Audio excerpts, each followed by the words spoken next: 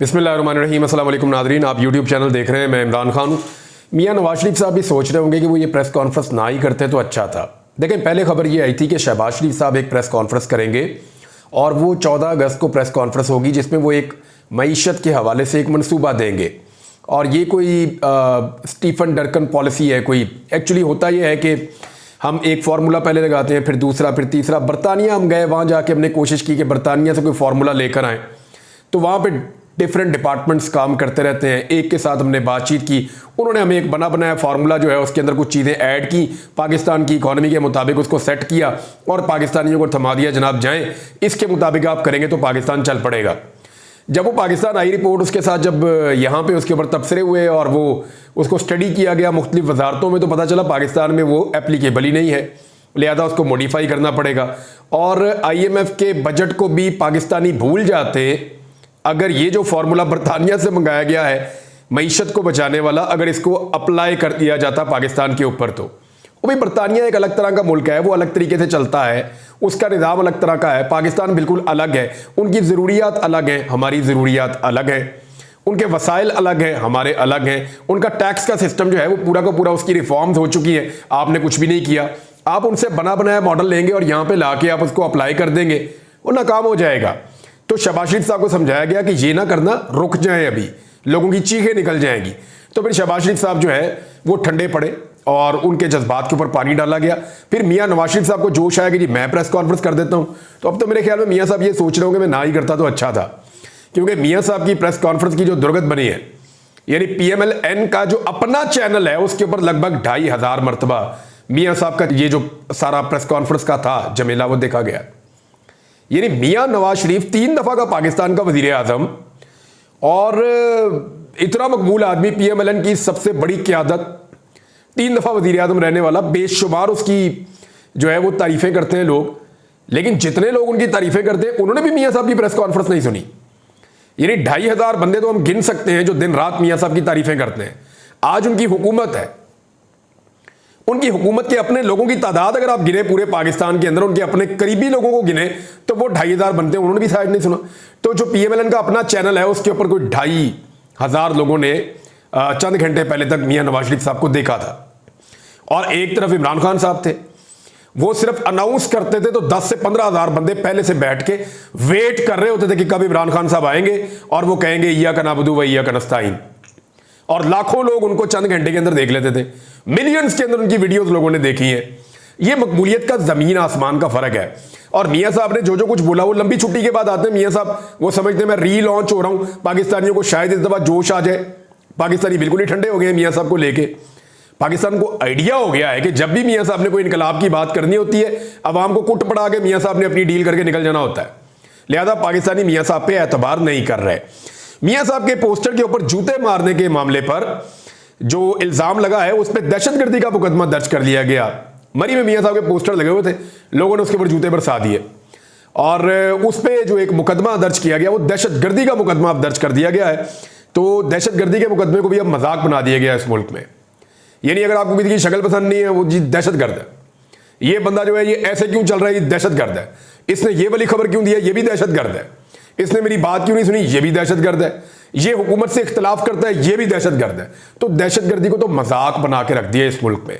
यानी एक 780A का मुकदमा होता था, एक दौर था कि उसकी खबर रिपोर्ट करते हुए या उसका नाम लेते हुए लोग कांप जाते थे, लोग परेशान हो जाते थे, काउंटर वेरिफिकेशन करते थे, बार बार रीचेक करते थे कि यार दहशतगर्दी का मुकदमा हो गया, इतनी बड़ी बात होती थी। आज आपको जो बंदा मिलता है इधर उधर फिरते टुरते, आपको वो कहते हैं जी मेरे पे दहशतगर्दी के 4 मुकदमे, जी मेरे पे 6 मुकदमे। दहशतगर्दी के मुकदमे का मजाक बनाकर रख दिया इन्होंने मुल्क के अंदर। इसी तरह कानून का आहिस्ता आहिस्ता मजाक बनता है। यानी ख्वाजा आसिफ साहब ने भी एक अजीबोगरीब स्टेटमेंट दे दिया, लेकिन उनके स्टेटमेंट ने नवाज शरीफ साहब को पूरा का पूरा पोल खोल कर रख दिया। हुआ ये कि हम सारे ये समझते थे कि शायद मियां नवाज शरीफ साहब जो जिला वतनी काट के आए परवेज मुशर्रफ के दौर में, और वो भी जिला वतनी पे खुद अपनी मर्जी से गए थे, डील करके गए थे और अरबियों की गवाही डलवा के गए थे, उनकी गारंटी देकर गए थे। फिर ये सऊदी अरब गए, वहां से बरतानिया गए, फिर बरतानिया से पाकिस्तान आए डील करके। तो मियां नवाज शरीफ साहब ऐसा लगता था कि शायद अब बदल गए हों, शायद तब्दील हो गए हों, लेकिन नहीं बदले मियां साहब। यानी ख्वाजा आसिफ साहब ने अब बताया कि जनाब जो जनरल बाजवा थे ना, जब उनको आर्मी चीफ अपॉइंट किया जा रहा था तो उस पे जनरल बाजवा के एक ससुर हैं जो 80 की दहाई से मियां नवाज शरीफ साहब के करीबी ताल्लुकात वाले हैं, उनका नाम है जी जनरल एजाज। तो जनरल एजाज साहब की जाती सिफारिश के ऊपर, यानी उनके कहने के ऊपर और उनके गारंटी देने के ऊपर कि जनाब जिस तरह तुम कहोगे उस तरह ही होएगा और आपके साथ खड़े होंगे हर हालात के अंदर, किसी भी मुश्किल में आपका साथ नहीं छोड़ेंगे, जब ये सारी चीजें उन्होंने गारंटियां दी तो फिर मियां नवाज शरीफ साहब ने जनरल बाजवा को आर्मी चीफ बनाया। अंदाजा कीजिए आप। और ये ख्वाजा आसिफ कह रहे हैं।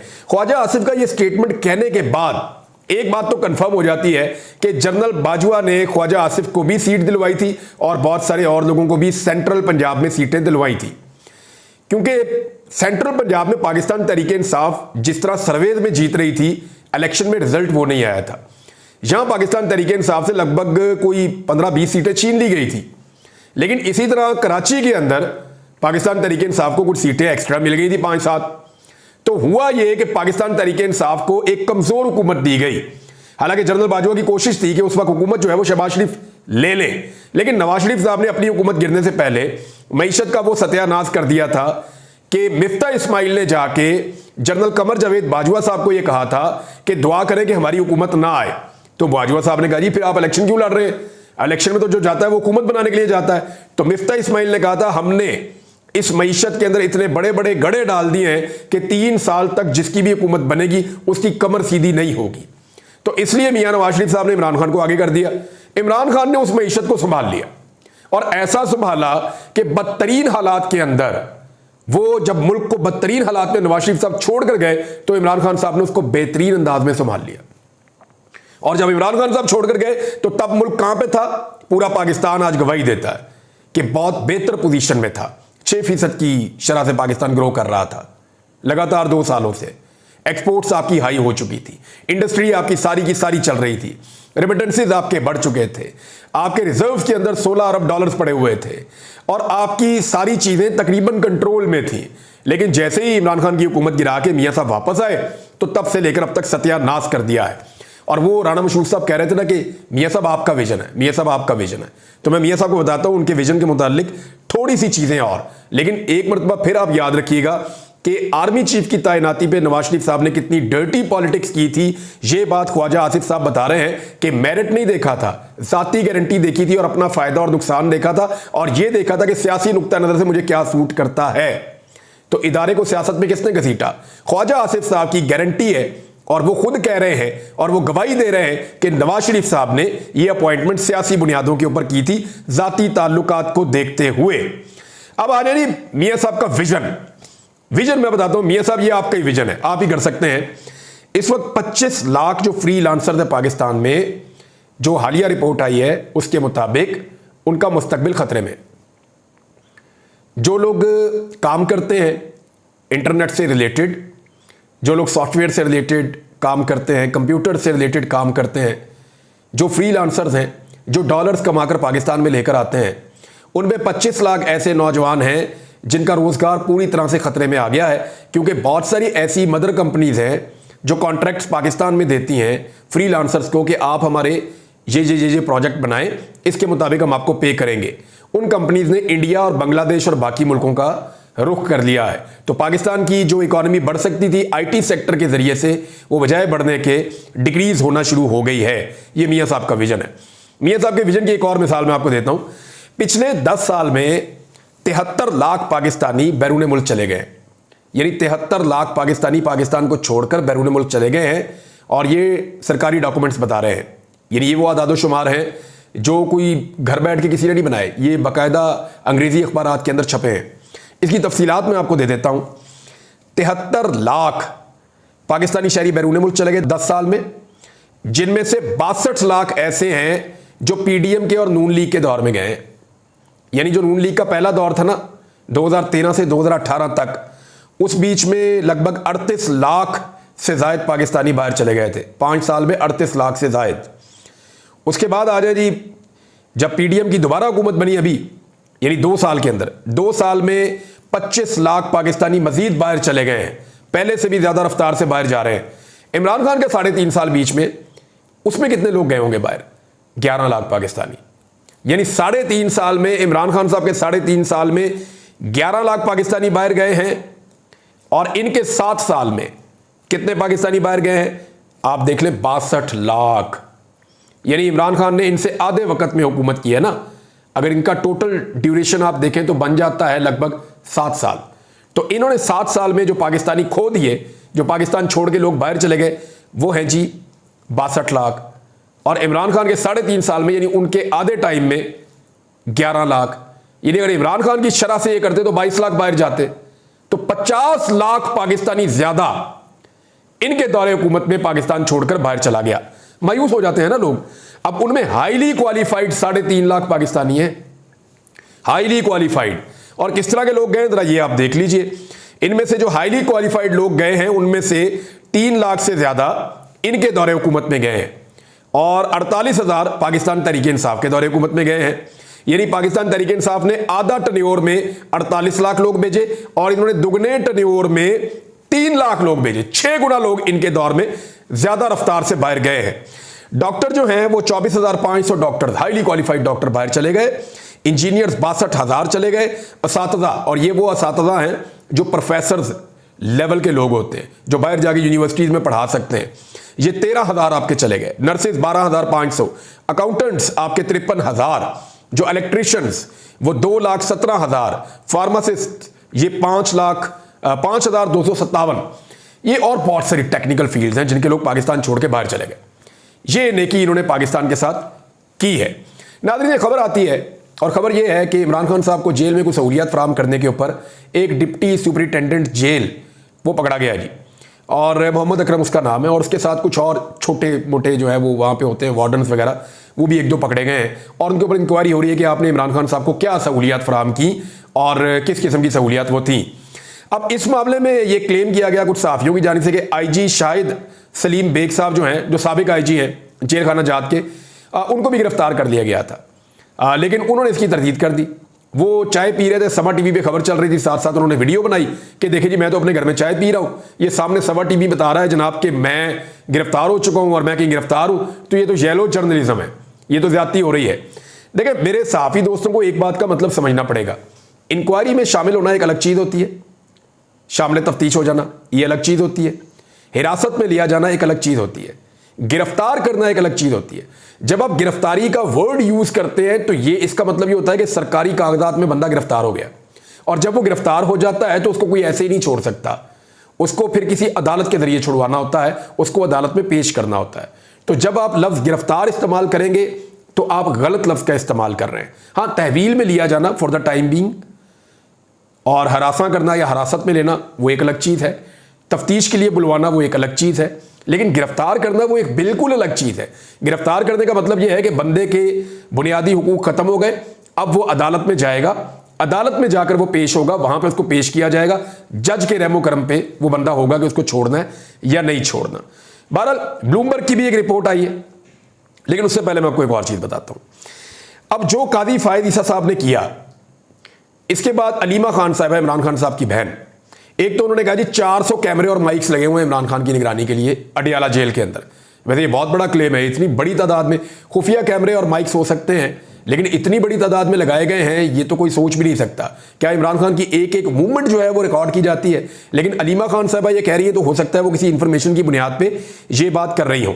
बहरहाल वो एक दरखास्त लेकर पहुंच गई सुप्रीम कोर्ट ऑफ पाकिस्तान अपने वकला को लेकर, लतीफ़ खोसा वगैरह और बाकी लोग भी थे, इन्होंने बाद में प्रेस कॉन्फ्रेंस भी की है और वहां जाके सुप्रीम कोर्ट ऑफ पाकिस्तान में ये कहा कि जनाब ये दरखास्त वसूल करें, कादी फायद ईसा ने ज्यादती की है। अब तो फॉर्मेलिटी रह गई है। चीफ जस्टिस ऑफ पाकिस्तान ने एक ऐसे केस पर जो इमरान खान साहब का छोटी अदालत में सुना जा रहा है, चीफ जस्टिस ऑफ पाकिस्तान ने उस केस के ऊपर रिमार्क्स दिए हैं और उसमें इमरान खान के खिलाफ बात की है। तो अब तो सिर्फ फैसला सुनाना बाकी रह गया है, क्योंकि कोई भी छोटा मोटा जज जो है वो चीफ जस्टिस ऑफ पाकिस्तान का बोझ बर्दाश्त नहीं कर सकता। यानी अब वो क्या करे जज, उसके पास ऑप्शन नहीं है कि चीफ जस्टिस को नाराज कर ले, क्योंकि चीफ जस्टिस अपना ज़हन बना चुके हैं और बता चुके हैं कि ये फैसला ये है और क्योंकि मुझे ये लगता है कि ये इसने फलाने ज्यादती की है। तो उन्होंने एक साइड ले ली है चीफ जस्टिस ने, जो गैर जरूरी था। ये मिसकंडक्ट इसको करार दिया जा रहा है और इसमें पाकिस्तान तहरीक इंसाफ ने बड़ा सख्त रद्द-ए-अमल दिया। एक प्रेस कॉन्फ्रेंस भी की, दरखास्त लेकर गए, लेकिन मजे की बात यह है कि इनकी दरखास्त जो है वो वसूल ही नहीं की गई। बिल्कुल ऐसे ही जैसे पाकिस्तान तहरीक इंसाफ के उम्मीदवार जाते थे ना कागजात नामजदगी लेकर जमा करवाने के लिए, तो वो जमा नहीं होते थे, बिल्कुल ऐसे ही ये दरखास्त जमा ही नहीं हुई। तो अब देखते हैं पाकिस्तान तहरीक इंसाफ इसके ऊपर और क्या करती है। अच्छा, एक और खबर है, जमात इस्लामी ने कहा जी कि 28 अगस्त को मुल्क गिर शटर डाउन हड़ताल हम करने जा रहे हैं। फिर उन्होंने ये कहा कि हम दोबारा धरना भी देंगे। तो जमात इस्लामी ने पहले धरना दिया था तो बिजली 2.5 रुपये से ज़्यादा महंगी हो गई थी। तो अब जमात इस्लामी वालों से गुजारिश है, मेरे भाई हैं, कि अगर आप धरना दें तो आप आपने बिजली सस्ती करवा कर आना है, महंगी करवा के नहीं आना। और दूसरी बात यह है कि अजहर बुशवानी साहब के भाइयों का जो अदालती हुक्मनामा है, अदालत ने यह भी हुक्म दिया है कि इनको बाजियाब करवाया जाए और बाजियाबी का जो हुक्मनामा है ये वजीर आजम तक पहुंचाया जाए। यानी अब ये वजीर आजम हाउस में जाएगा, हुक्मनामा वजीर आजम को पेश किया जाएगा कि जनाब अजहर बुशवानी के भाई हैं, पाकिस्तान के शहरी हैं, 2.5 महीने से ज्यादा हो गए हैं, वो गायब कर दिए गए हैं। 2 भाई, दोनों प्रोफेसर हैं, दोनों पढ़ाते हैं, और सिर्फ एक लड़का उनका जो घर का है वो पॉलिटिक्स करता है और इख्तिलाफ राय रखता है पॉलिसी से। लिहाजा उसके 2 भाइयों को क्यों उठा लिया गया? ये जुल्म और जबर और फस्तायत है। लिहाजा अब ये हाई कोर्ट का ऑर्डर जो है वो प्राइम मिनिस्टर ऑफिस जाएगा, देखते हैं कि वहां से कोई एक्शन होता है या नहीं होता। लेकिन जाते जाते एक चीज मैं आपको बताऊं, मियां साहब ने दोबारा पूछ लिया है मुझे क्यों निकाला।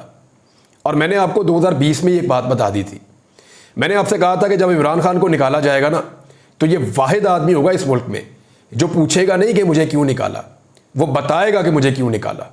और फिर जो होगा वो आप देखेंगे, और आपने वो होते हुए देखा भी है। तो नवाज शरीफ साहब आज तक पूछ रहे हैं कि मुझे क्यों निकाला, और मियां नवाज शरीफ साहब ने एक भी सहाफी को अपने सामने बैठने नहीं दिया। किस डर से? इसलिए ना कि कहीं कोई यही ना पूछ ले कि यास्मीन राशिद और महर शराफत से आप दोनों बाप बेटी इलेक्शन हारे हुए हैं, दोनों बाप बेटी इलेक्शन हारे हैं।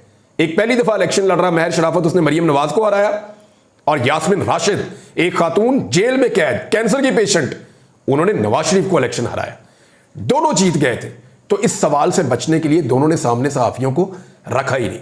और आज एजाज सैयद साहब ने एक बड़ी मजेदार न्यूज दी कि राणा सनाउल्लाह ने और ख्वाजा साद रफीक ने, वैसे इन दोनों ने अपनी हार को तस्लीम किया था। इन्होंने नवाज शरीफ को मशवरा दिया था इलेक्शन के बाद कि हार मान लें मियाँ साहब, हार मान लें, थोड़ी हिम्मत पैदा करें, हार मान लें। लेकिन मियाँ साहब ने हार तस्लीम नहीं की और रोजाना हारना पसंद किया। अब मियाँ साहब हारते ही रहेंगे, हारते ही रहेंगे। अब तक के लिए इतना ही। अपना ख्याल रखिएगा, अपने चैनल का भी। अल्लाह हाफ़िज़।